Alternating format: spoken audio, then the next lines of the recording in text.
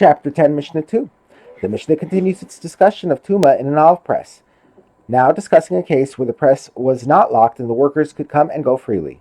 Press workers were coming in and going out of the olive press, and there were Tame liquids inside the olive press on the floor. The workers stepped into the liquids with their bare feet. Now, the liquids do not make the workers Tame, for a Tame liquid does not make people Tame.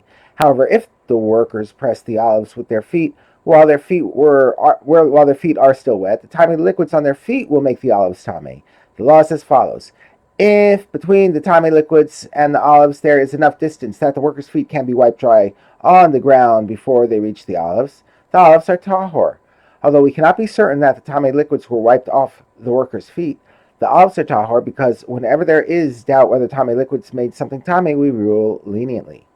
In the next case, a chaver was supervising the work of olive pressers or grape harvesters who were amei arts. Their employer had made sure that these workers were tahor before they started working.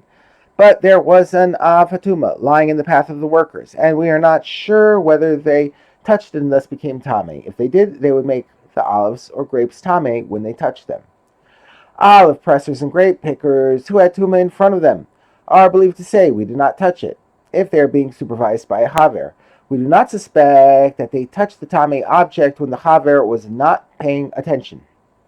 The next case involves amei aretz workers who brought their children along with them to the olive press.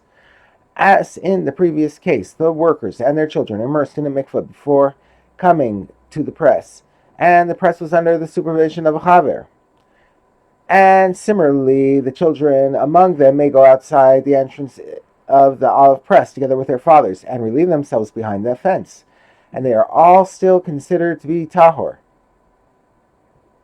And they are still considered to be tahor.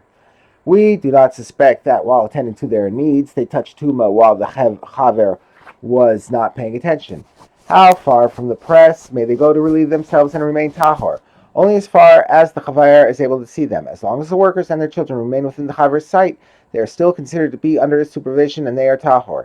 If they go beyond the chaver's sight, we suspect that they became tame.